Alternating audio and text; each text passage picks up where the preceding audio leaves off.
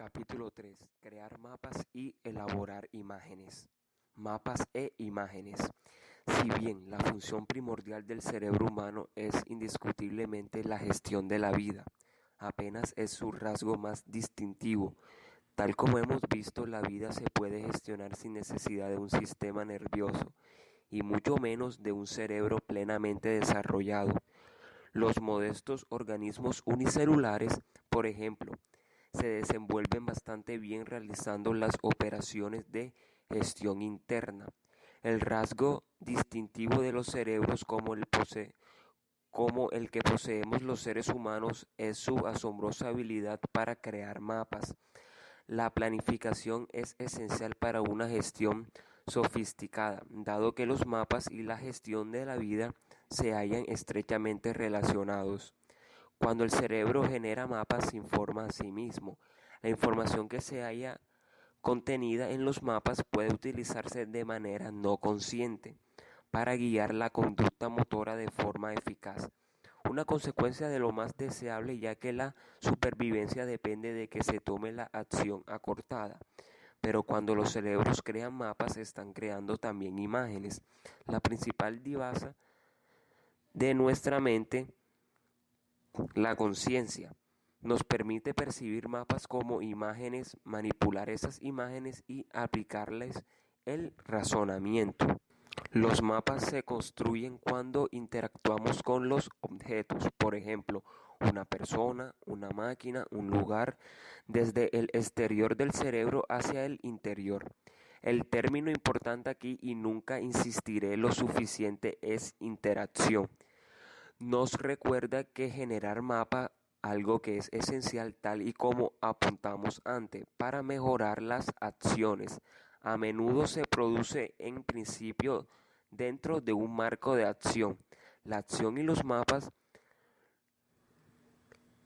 los movimientos y la mente forman parte de un ciclo interminable, una idea que Rodolfo Linares ha sabido captar de manera sugerente, al atribuir el origen de la mente al control cerebral del movimiento organizado.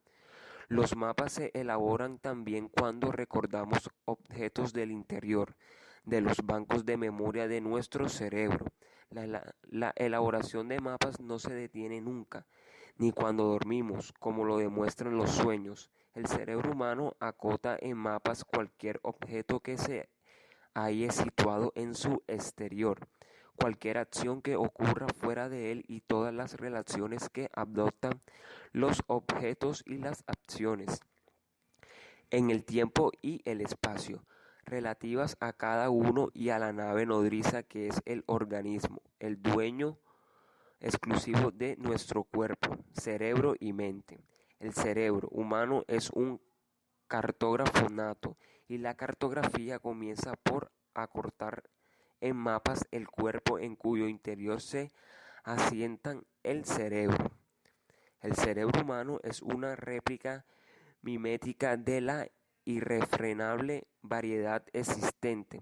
Cualquier cosa que se halla fuera del cerebro, el cuerpo propiamente dicho, desde la piel hasta las entrañas, así como el mundo a su alrededor, el hombre, la mujer y el niño, los perros y los gatos, lugares, el tiempo cálido y frío, texturas suaves y ásperas, sonidos fuertes y bajos, la miel dulce y el pescado salado llegan a ser mimetizados en el interior de las redes del cerebro.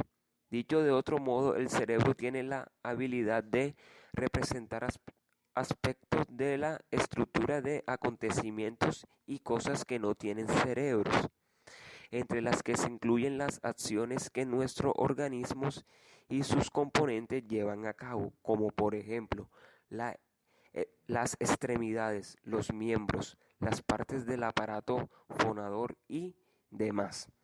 La manera en que el mapa se elabora exactamente es más sencillo de contar que de hacer. No es una mera copia, no es una transferencia pasiva desde el exterior hacia el interior del cerebro. El ensamblaje que los sentidos hacen aparecer supone una intervención activa ofrecida desde el interior del cerebro, que se halla disponible desde fases tempranas del desarrollo, dada la pérdida de aceptación de la idea de hacer del cerebro una tabla rasa. El ensamblaje a menudo ocurre tal como señaló antes el marco del movimiento. Acostumbró utilizar el término imagen solo como sinónimo estrictamente de patrón mental o imagen mental, y el término patrón neural o mapa para referirme a un modo de actividad en el cerebro, a diferencia de en la mente. Con ello intentó que reconozca que la mente inherente para mí a la actividad de los tejidos cerebrales merece su propia descripción debido a la naturaleza privada de su experiencia y porque esa experiencia privada es precisamente el fenómeno que deseamos explicar. En cuanto a describir los acontecimientos neuronales con su propio vocabulario, formaba parte de la empresa de comprender el papel que esos acontecimientos desempeñan en los procesos mentales. Con el hecho de mantener niveles de descripción distintos, no estaba en absoluto sugiriendo que existan sustancias distintas, una mental y otra biológica. No soy partidario del dualismo de sustancias como Descartes era, o trató de hacernos creer que lo que era cuando afirmó que el cuerpo tenía una extensión física y en cambio la mente no, que los dos consistían en sustancias diferentes. Simplemente me permití un dualismo de punto de vista y estudiar de qué modo las cosas aparecen en su superficie experiencial.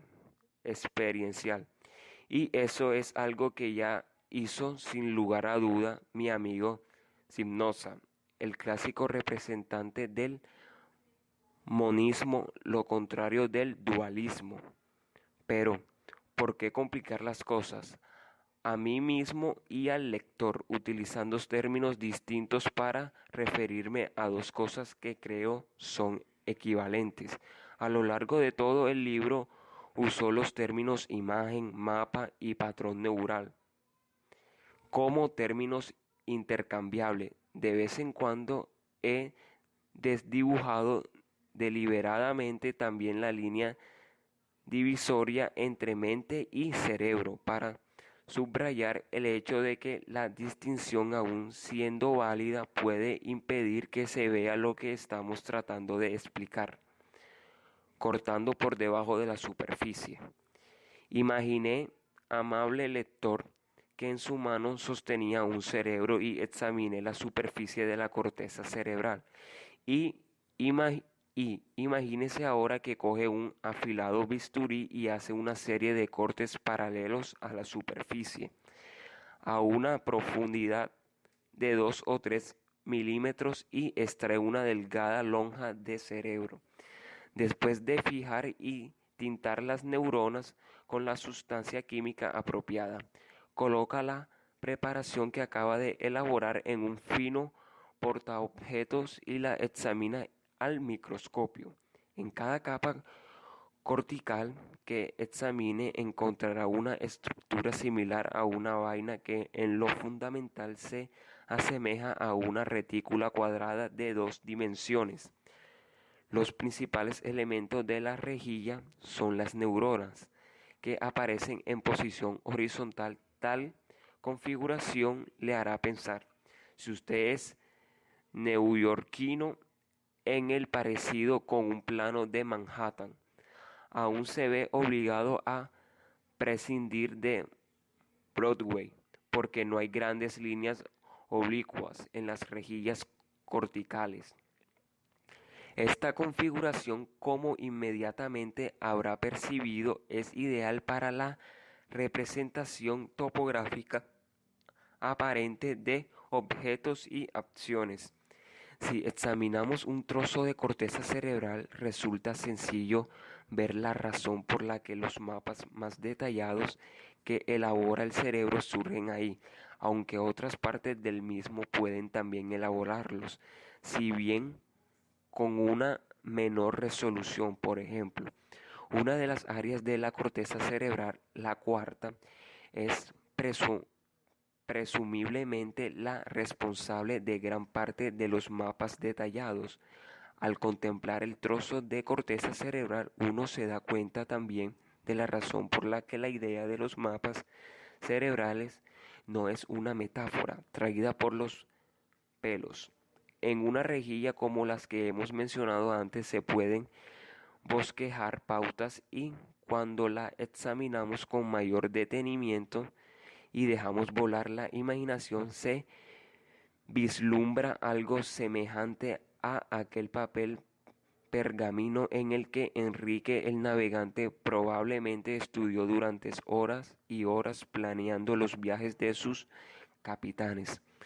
Una de las grandes diferencias es, por supuesto, que las líneas en un mapa cerebral no se dibujan a pluma o a lápiz, sino que son más bien el resultado de la actividad momentánea de algunas neuronas y de la inactividad de otras.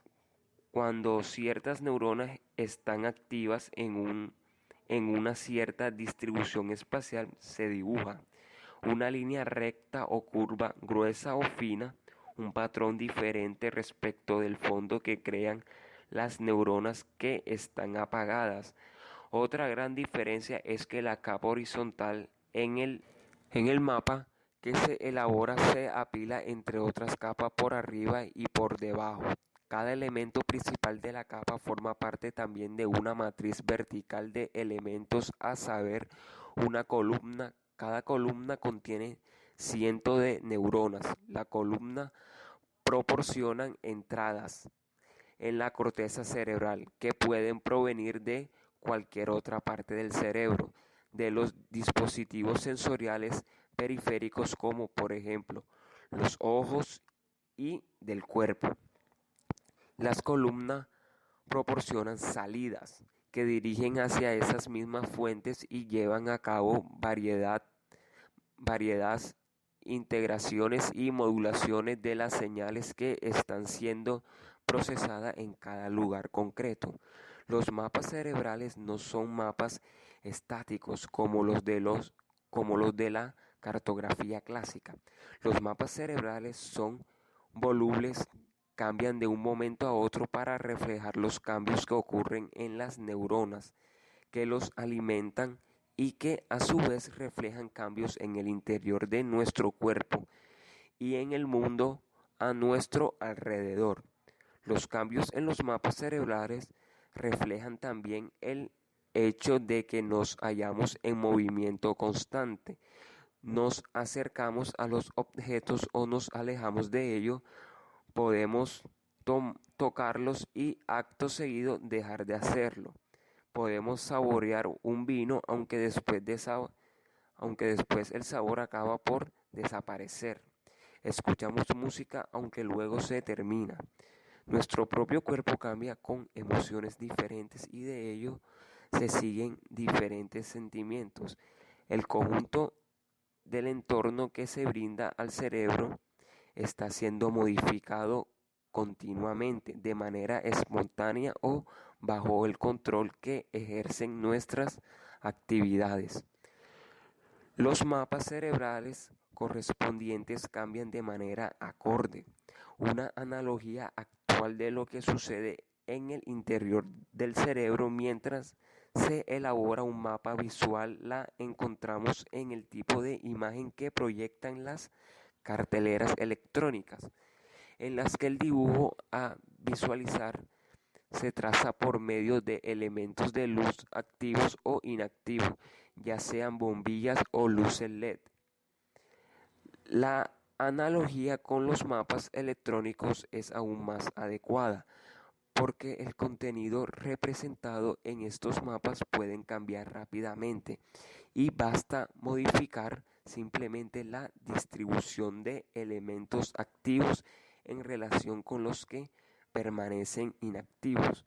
Cada distribución de actividades en el interior del mismo fragmento de corteza cerebral puede dibujar una cruz o un cuadrado o un rostro de manera sucesiva o en superposición. Los mapas se pueden dibujar, redibujar y volver a dibujar encima de ellos a la velocidad del relámpago.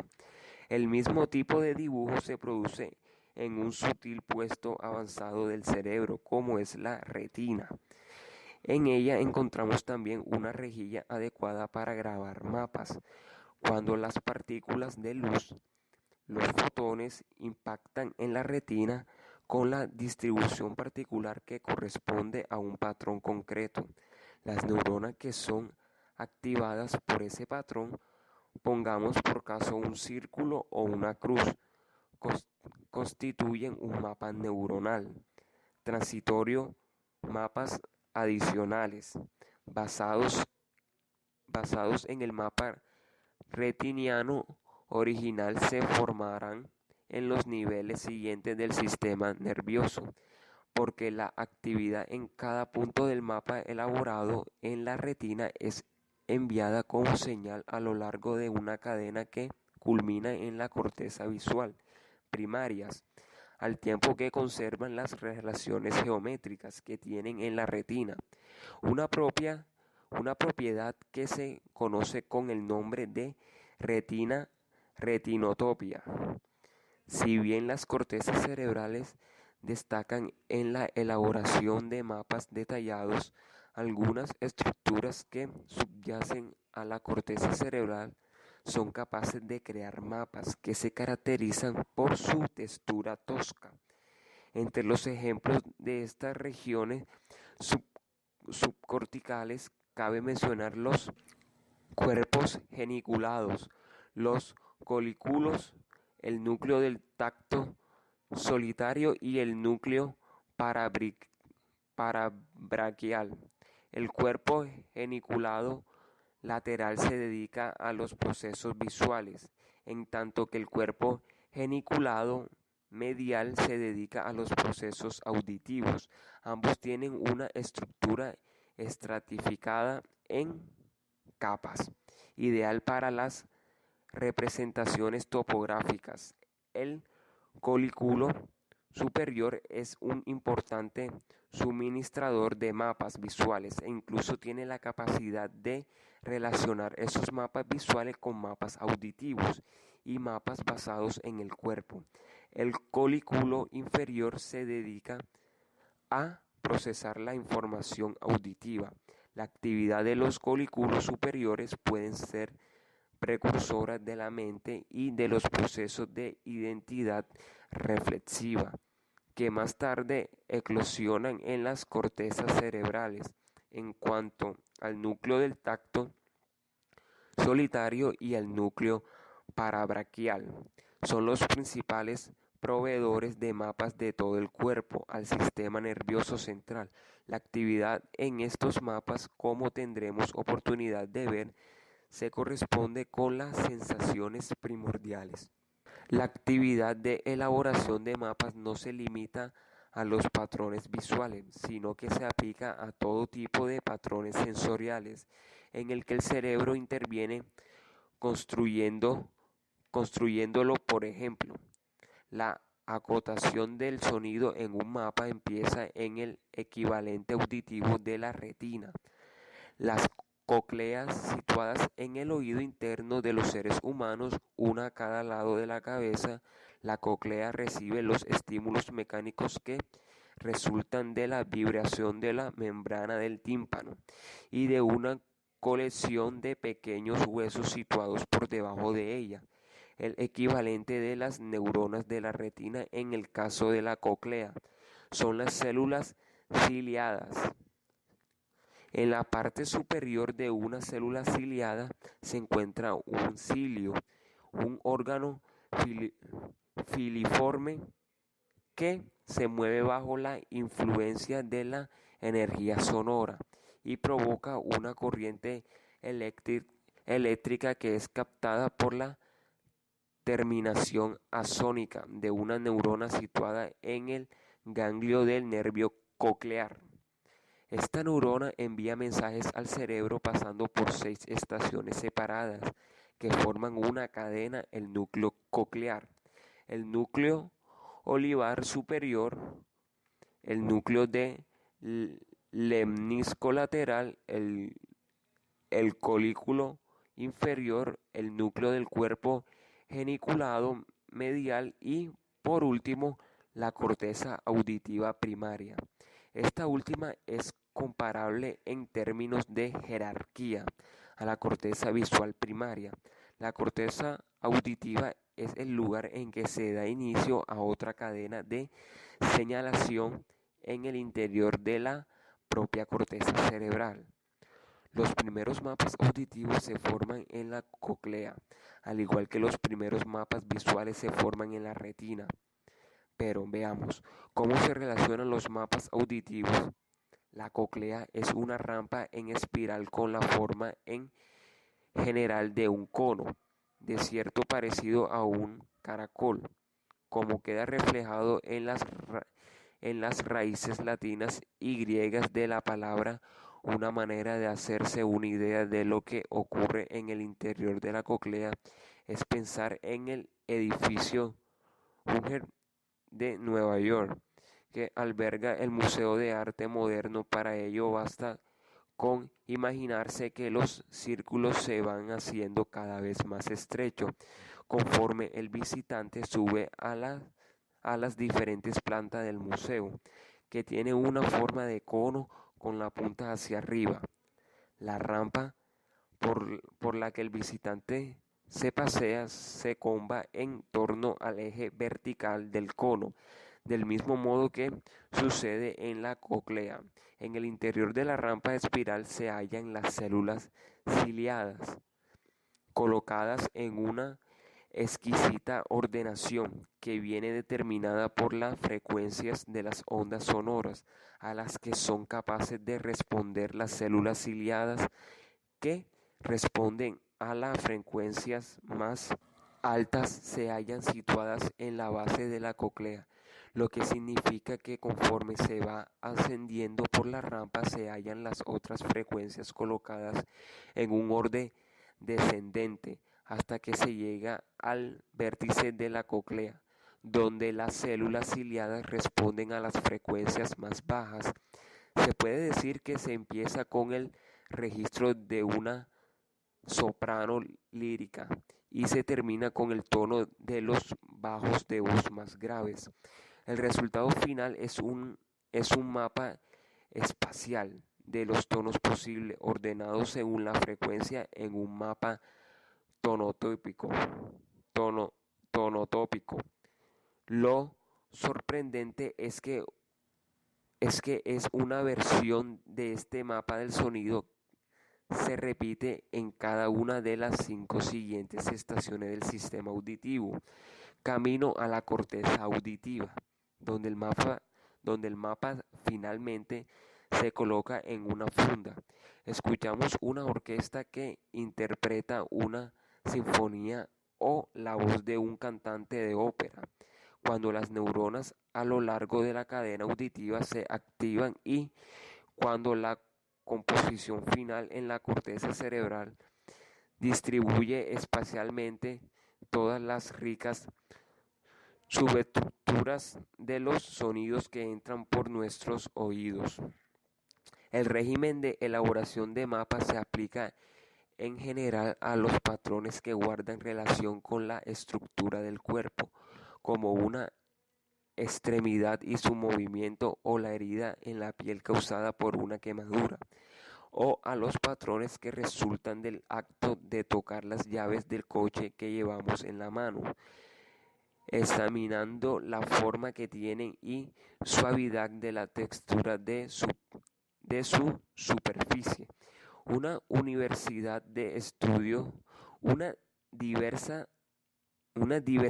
estudio ha demostrado la contigüidad entre los patrones acotados en mapas en el cerebro y los objetos reales que los suscitan. Es posible, por ejemplo, describir en la corteza visual de un modo una fuerte correlación entre la estructura de un estímulo visual. Pongamos por caso una cruz o un círculo y el patrón de actividad que evoca en las cortezas visuales. El primero en demostrar esta correlación fue Roger Toltec. El tejido cerebral que procedía de monos. Sin embargo, bajo ninguna circunstancia podemos observar la experiencia visual del mono, las imágenes que el propio mono ve o en realidad las experiencias visuales de los sujetos con los que trabajamos, las imágenes visuales auditivas o de cualquier otra variedad que se quiera. Son directamente accesibles, pero solo para el dueño de la mente en la que se produce. Son privadas e inobservables para terceros. Los estudios del cerebro humano realizados con la tecnología de neuroimagen están empezando a poner de manifiesto este tipo de correlaciones mediante el uso de modelos de análisis multivariables.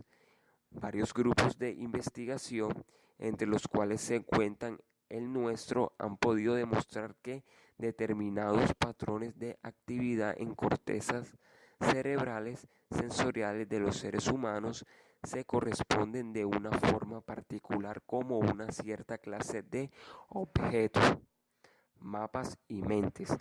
La mente es la impresionante consecuencia de la insensatez y dinámica elaboración de mapas en el cerebro. Los patrones que son objeto de mapas constituyen aquellos que nosotros como criaturas conscientes que somos hemos llegado a conocer como vista, sonido, tacto, olores, gustos, dolores, placeres y demás cosas por el estilo. O dicho de otro modo, imágenes.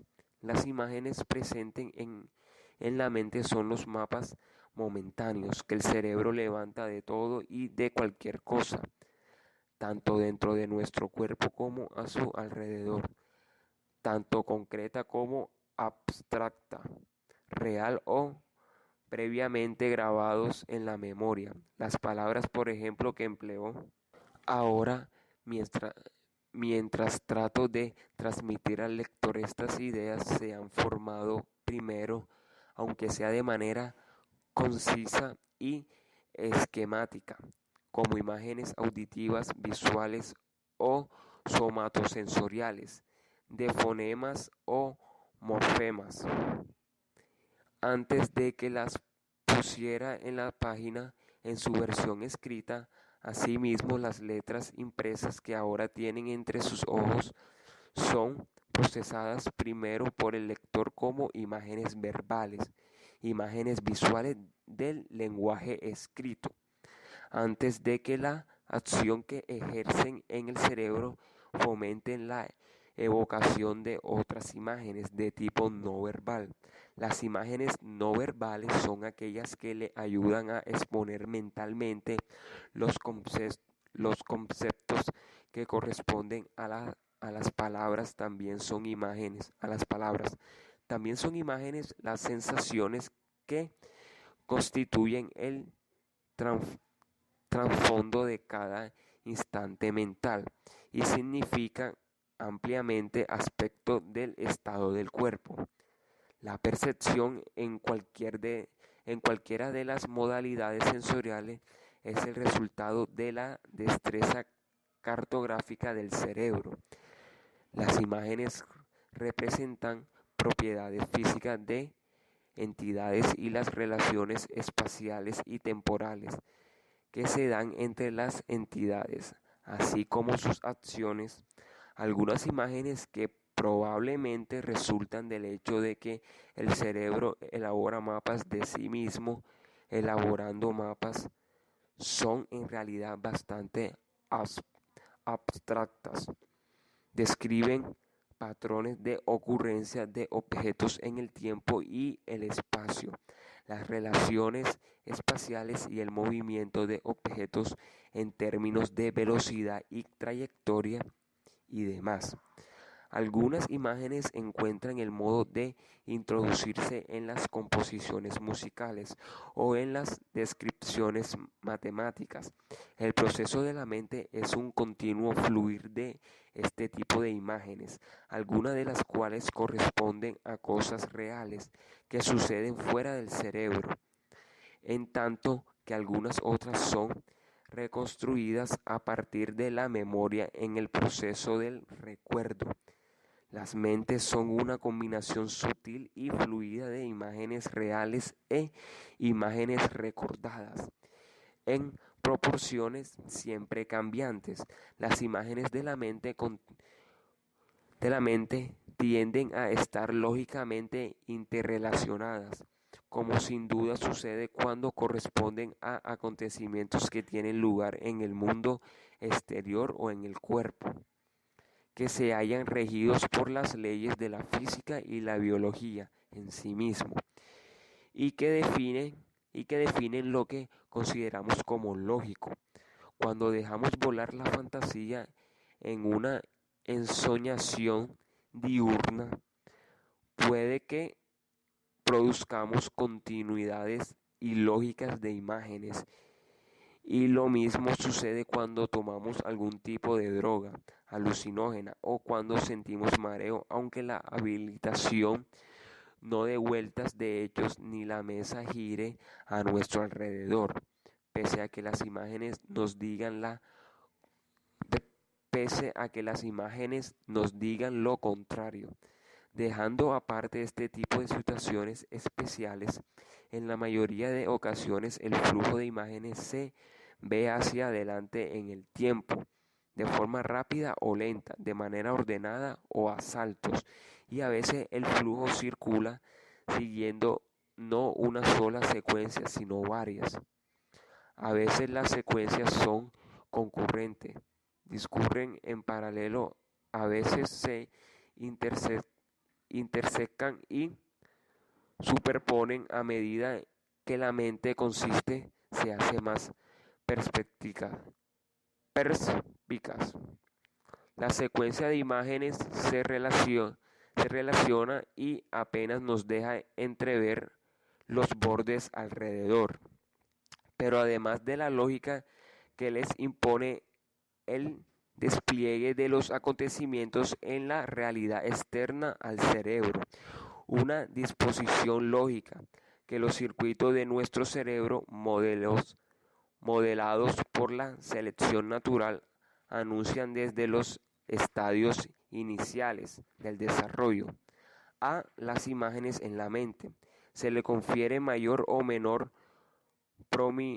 prominencia en la corriente mental, según el valor que tengan para el individuo. ¿Y de dónde viene ese valor?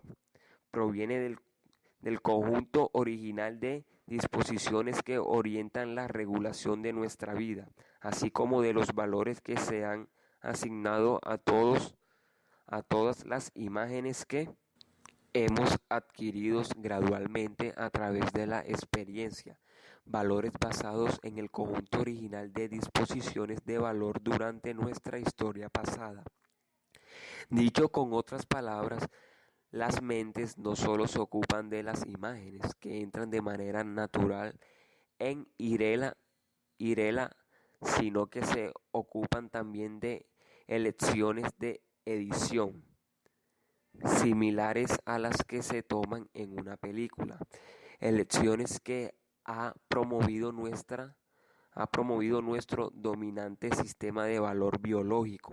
Así, la hilera de la mente no se forma según el principio de que el primero que llegue es el primero en ser atendido, sino que lo hace con arreglo a selecciones que llevan un sello de valor y se insertan en un marco lógico a lo largo del tiempo. Por último, y esta otra cuestión de gran importancia, las mentes pueden ser conscientes o inconscientes. Las imágenes siguen siendo formadas tanto a través de la percepción como en el recuerdo, aunque no seamos conscientes de ellas. Muchas imágenes nunca consiguen los favores de la conciencia y no son oídas ni vistas directamente en la mente consciente, y sin embargo en muchos casos este tipo de imágenes son capaces de influir en nuestro pensamiento y acciones. Un proceso mental rico relacionado con el razonamiento y el pensamiento creativo se pueden desarrollar mientras somos conscientes de algunas otras cosas. En la parte 5 del libro volveré sobre las cuestiones de la mente no consciente.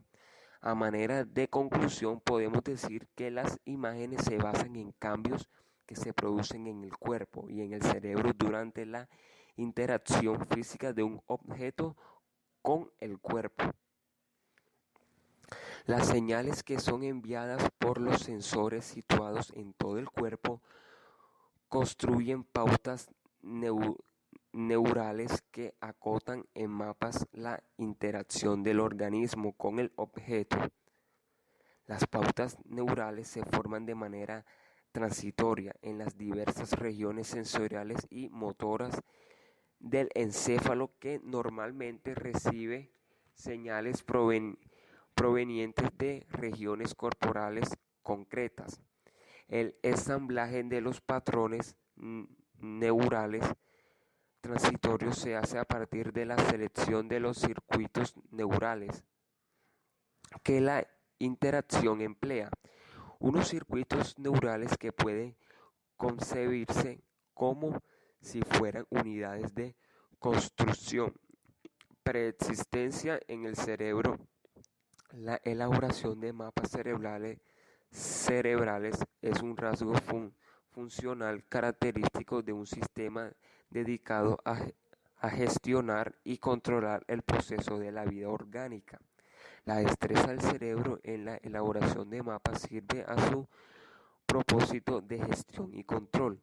A un nivel sencillo, la elaboración de un mapa puede detectar la presencia o aportar la posición de un objeto en el espacio o la dirección de su trayectoria. Eso puede ser útil para rastrear un peligroso o una oportunidad y evitarlo o aprovecharla. Y cuando nuestra mente se vale de múltiples mapas de todas las variedades sensoriales y crea una perspectiva múltiple sobre el universo externo al cerebro, es posible responder a los objetos y a los acontecimientos en ese universo con una precisión aún mayor. Además, una vez que los mapas quedan confiados a la memoria y pueden ser revividos a través del recuerdo imaginativo, es posible planificar e inventar mejores respuestas. La neurología de la mente. Plantearse si es razonable distinguir entre las personas del cerebro que son competentes en la elaboración de la mente y las que no, es difícil de responder, pero la pregunta no está fuera de lugar. Un siglo y medio de investigaciones acerca de la consecuencia de las lesiones cerebrales aporta el conjunto de pruebas que necesitamos para bosquejar una respuesta preliminar. Ciertas regiones cerebrales, a pesar de las importantes aportaciones que hacen a las principales funciones cerebrales, no intervienen en el proceso básico de elaboración de la mente. Otras regiones intervienen de manera definida en este proceso y lo hacen a un nivel básico e indispensable, y algunas otras ayudan al proceso de elaboración de la mente, con tareas que implican la generación y regeneración de imágenes, así como la gestión de flujos de imágenes, por ejemplo, en la edición de las imágenes y la creación de continuidades. La médula espinal es su conjunto no es esencial, según parece. Para el proceso de elaboración de la mente, la pérdida completa de la médula espinal acarrea graves defectos motores, profundas pérdidas de sensación corporal y cierta amortiguación de la emoción y la sensibilidad. Sin embargo, mientras se conserva el nervio vago que discurre paralelo a la médula espinal, algo que sucede casi siempre en este tipo de lesiones, la señalización cruzada entre el cerebro y el cuerpo sigue siendo lo bastante firme como para asegurar el control autónomo, operar emociones básicas y sentimientos, y mantener los aspectos de conciencia que requiere la entrada de señales del cuerpo. La lesión de la médula espinal no elimina de raíz el proceso de elaboración de la mente, tal como nos lo muestran los tristes casos de aquellas personas que han sufrido lesiones medulares causadas por accidentes, con independencia del nivel en el que la médula espinal haya quedado afectado. La sutil mente del actor Christopher Reeve sobrevivió, al igual que lo hizo su conciencia, a la extensa lesión de médula espinal que el actor padecía. Recuerdo que la última vez que estuve con él me pareció que solo el sutil funcionamiento de sus expresiones emocionales habían quedado levemente afectado. Sospecho que las representaciones mentales de los estímulos somatosensoriales que envían las extremidades y el tronco solo llegan a ser plenamente ensamblados en el nivel de los núcleos de la parte superior del tronco encefálico, con señales que provienen de la médula espinal y del nervio vago, dejando de este modo la médula espinal en una posición periférica. En cuanto al proceso básico de elaboración de la mente, otra manera de establecer la posición de la médula espinal en relación al proceso de elaboración de la mente consiste en decir que la propia función global no echa en falta sus aportaciones, aunque cuando las aportaciones están presentes se perciben muy bien. En casos de cesión de la médula espinal, los pacientes no sienten dolor aunque muestren reflejos relacionados con el dolor, los cuales indican que si bien la acotación en mapas de la lesión continúa llevándose a cabo en la médula, las señales sin embargo no son enviadas hacia arriba, al tronco encefálico y la corteza cerebral. La misma excepción se puede sin duda aplicar al cerebelo en el caso de los adultos. El cerebelo desempeña unas importantes funciones en la coordinación del movimiento y la modulación de las emociones e intervienen en el aprendizaje y el recuerdo de habilidades, así como en los aspectos cognitivos del desarrollo de habilidades, pero el proceso de tipo básico de elaboración de la mente hasta donde alcanzamos a comprender no es esto. Lo mismo podemos decir del hipocampo, que desempeña un papel decisivo en el aprendizaje de nuevos hechos y es utilizado por los procesos normales de recuerdos con una frecuencia regular. Su ausencia no compromete en nada el proceso básico de elaboración de la mente. Ambos, el cerebelo y el hipocampo, actúan como ayudantes de los procesos de edición y generación de continuidades, tanto en el caso de las imágenes como de los movimientos, junto con varias regiones corticales que se dedican al control motor y que probablemente desempeñan un papel en el ensamblaje de las continuidades, también en el proceso mental.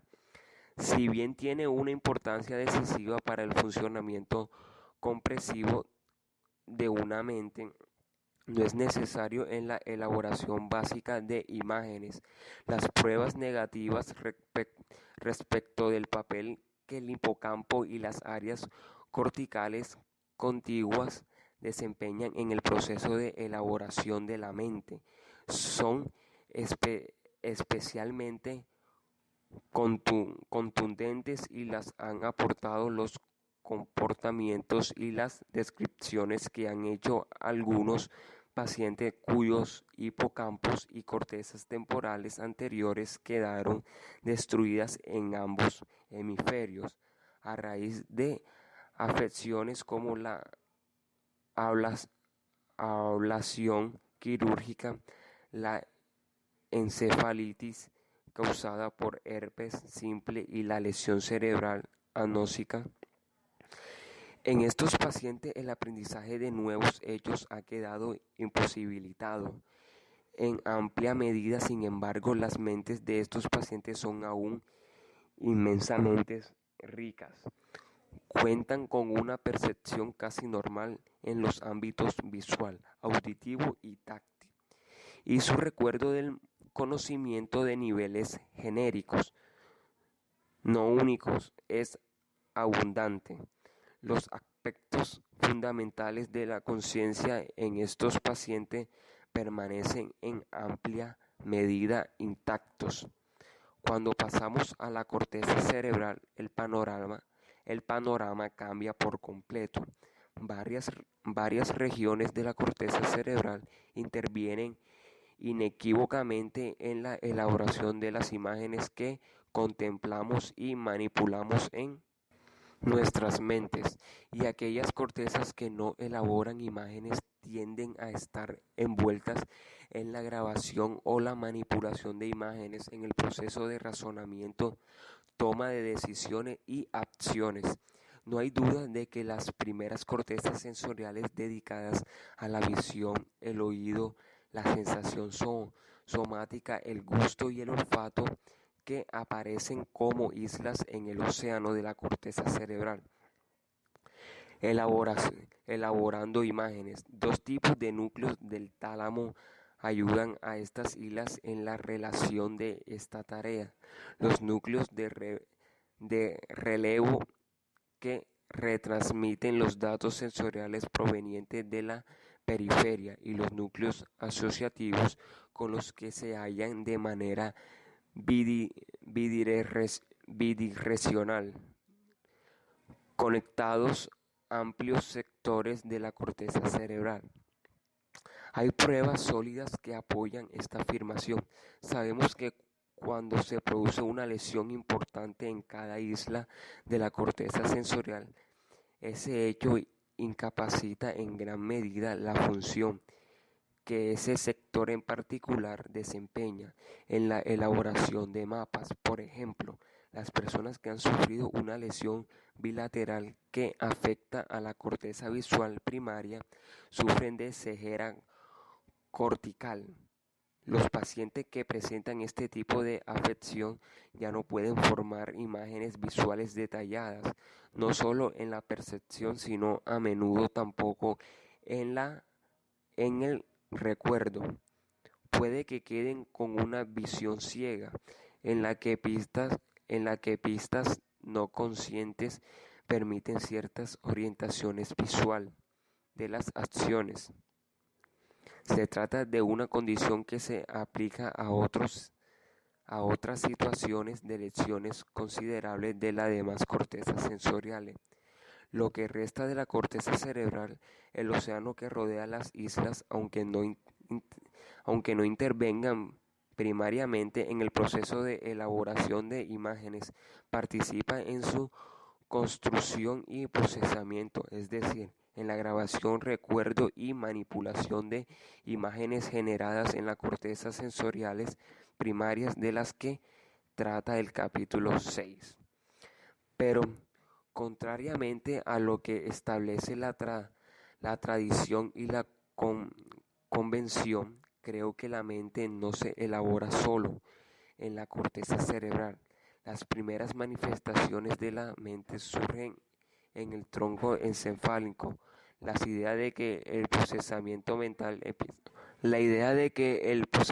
mental empieza en el tronco encefálico es también poco convencional.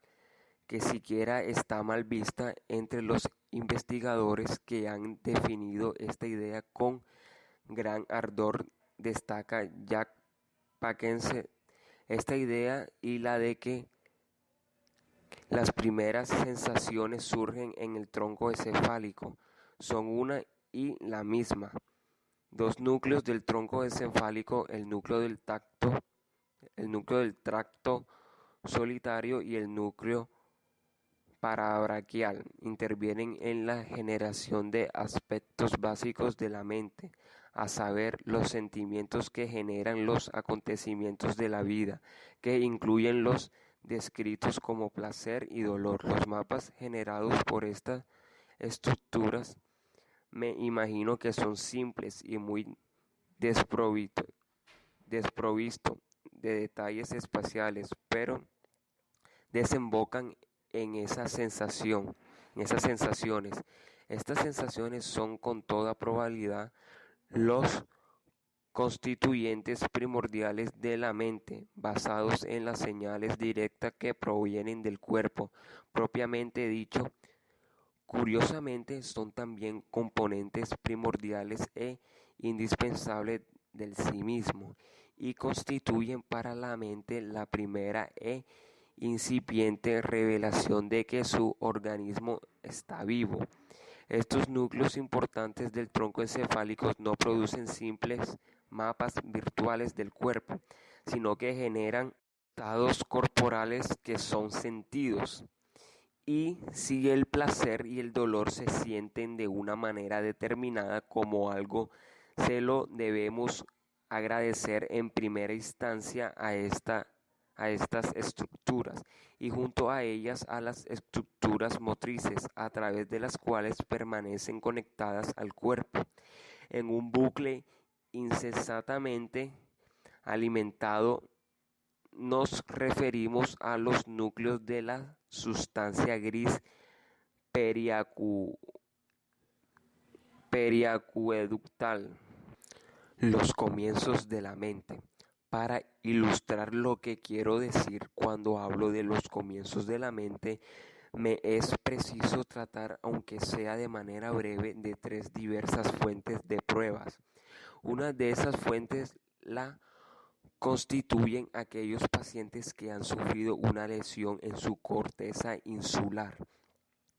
Otra fuente son los niños que han nacido sin corteza cerebral y la tercera tienen que ver con las funciones del tronco encefálico en general y en particular con las funciones de los colículos superiores. Las sensaciones de dolor y de placer después de la destrucción de la ínsula. En el capítulo dedicado a las emociones, veremos cómo las cortezas insulares intervienen inequívocamente en el procesamiento de una amplia gama de sensaciones, desde aquellas que siguen a las emociones hasta aquellas otras que se traducen en placer o dolor y que designamos por motivos de economía del lenguaje con el nombre de sensaciones corporales. Por desgracia, la prueba más firme que la relaciona las sensaciones con la ínsula se ha considerado que significaba que el sustrato de todos los sentimientos se debe hallar solo en el plano cortical.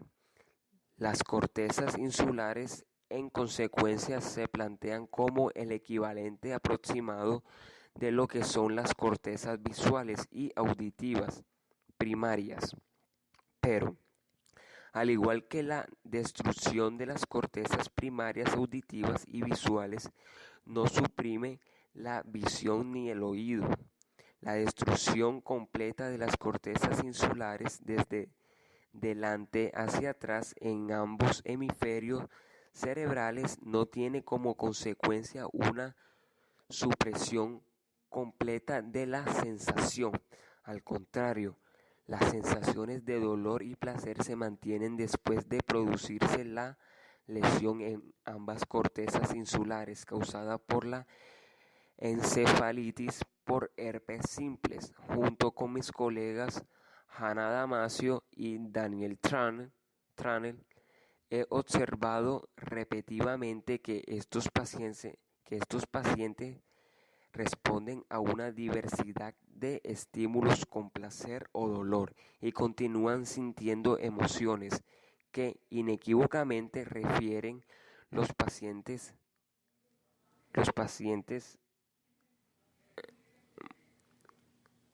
refieren malestar cuando se hayan expuesto a temperaturas extremas. Las tareas aburridas les desagradan y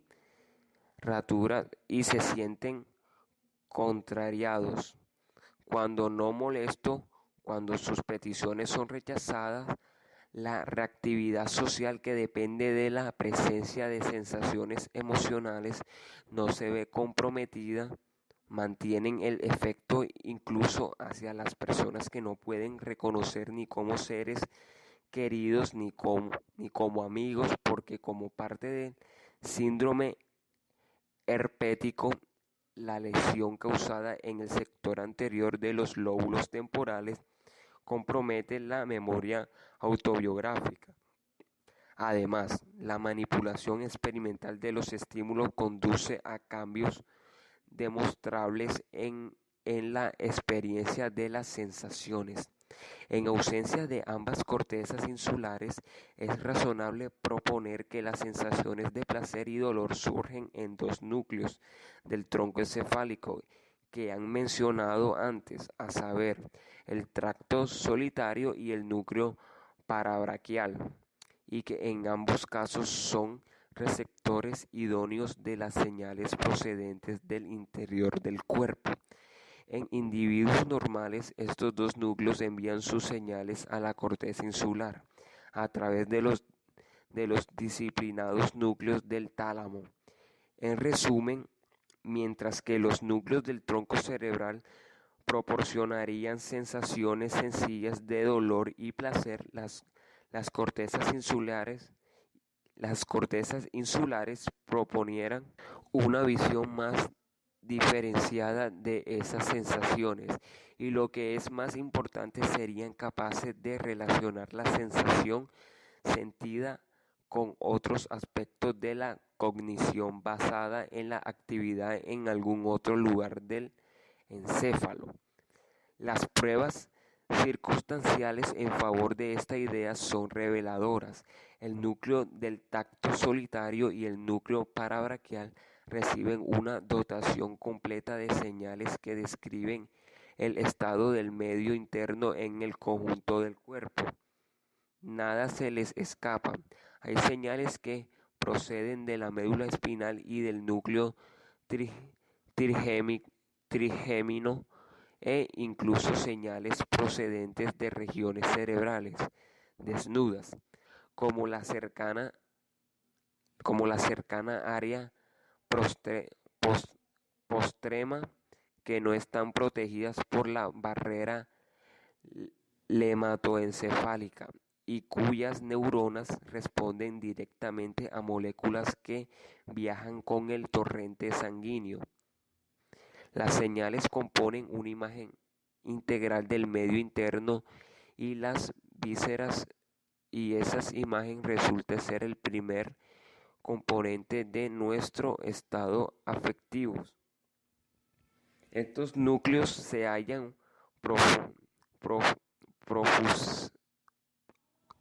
profusamente conectados entre sí e interconectados profusamente también con la sustancia gris periacutal que se halla situada en su proximidad. La sustancia gris periacutal es un conjunto complejo de núcleos formados por múltiples subunidades en la generadora de una amplia gama de respuestas emocionales relacionadas con la defensa, la agresión y el enfrentarse al dolor, reír y llorar, expresiones de disgusto o de temor, así como respuestas como las de quedarse inmóvil o salir corriendo en situaciones de miedo. Todas ellas tienen su origen en la sustancia gris periacutal. El ir y venir de las conexiones entre estos núcleos es muy adecuado para producir representaciones complejas. El diagrama de interconexión de estas regiones las hace idóneas para desempeñar un papel en la elaboración de imágenes, y el tipo de imágenes de estos núcleos son las sensaciones asimismo, dado que estas sensaciones son los primeros pasos fundacionales en la construcción de la mente y desempeñan un papel decisivo en la conservación de la vida.